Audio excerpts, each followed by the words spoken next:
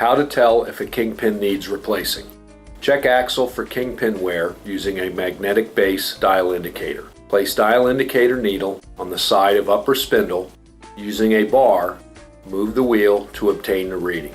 Industry standard is 10,000ths of an inch movement, which would indicate kingpin replacement is needed. Removing and replacing kingpins can be dangerous work. Be sure to use proper personal protection equipment.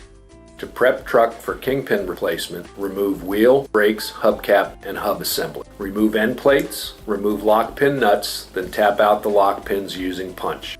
Note the sizes, the placements, and the direction of lock pins. Using a tap and hammer, pound out the old kingpin. Some kingpins are very difficult to remove. Never heat an axle to assist in removing kingpins. Lift off spindle. Note size and quantity of shims removed during teardown. Cleaning axle thoroughly will allow for quality repair job. Remove all burrs. A brake hone is the recommended tool for this step. Inspect axle bores and upper and lower axle faces for smooth, clean surfaces. It is critical to know the axle eye size. Use Stemco Kaiser catalog for identifying the proper axle size for the application. Using a telescoping gauge and micrometer, check axle eye for wear. Take measurements in 4 locations for an accurate reading. Out of round, oversized, and undersized conditions must be corrected to successfully complete repairs. These conditions will result in premature kingpin failure and possible damage to other components. Stemco recommends the Axle Pro equipment. The APE enhances out of round and oversized axle eyes, allowing a complete repair. Use the Stemco Kaiser bushing driver to remove old bushings. Remove all burrs from spindle bores. Inspect spindle bores and upper and lower spindle faces for smooth surface. Inspecting and cleaning all surfaces is critical. Use a telescoping gauge and micrometer to check spindle bores for wear, especially out of round. Stemco Kaiser Kingpin kits include everything you need to do the job for the majority of applications. Install the lip seal using the Stemco Kaiser bushing driver tool. Identify the side of the seal with the lip. Place the seal on the driver with the lip pointing away from the tool. With lip seal in place, insert bushing driver into the spindle bore, then use a brass or dead blow hammer and drive the seal down into the bore. Continue until the seal is just short of flush. This places the lip of the seal toward the axle to allow for grease flow. Repeat for all spindle bores. Each kit contains all bushings needed to complete a repair. In most kits, the bushings are identical.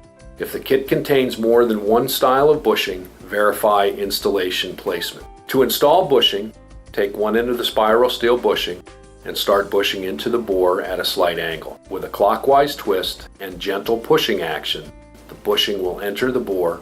Twist the bushing as far as you can by hand.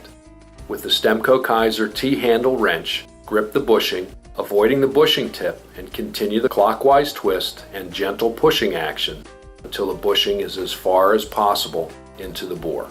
Use the Stemco Kaiser bushing driver to finish the installation, driving the bushing just past flush, or in the case of threaded end caps, just past the threads. Repeat the installation steps for all bores. Conduct bench test before continuing. Using the new Kingpin, check for bushing fit. Slide Kingpin through one bore, then the other. It should be a slip fit in each individual bore.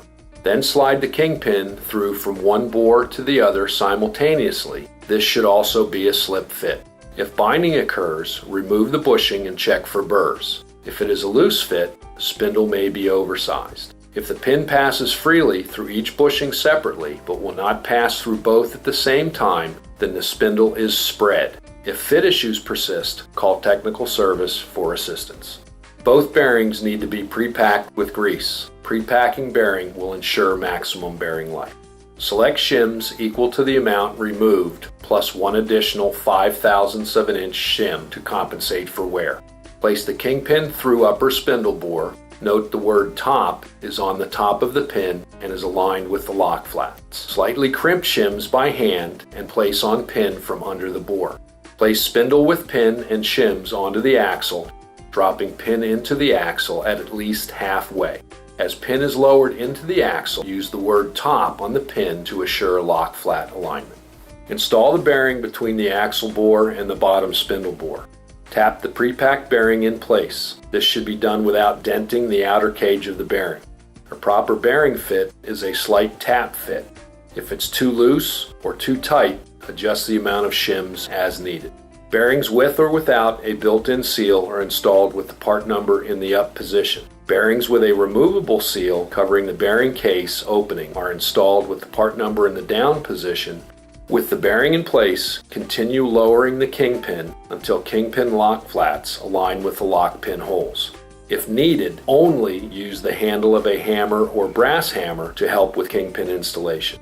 Pin should be flush with top of spindle or below the threads in case of a threaded end plate.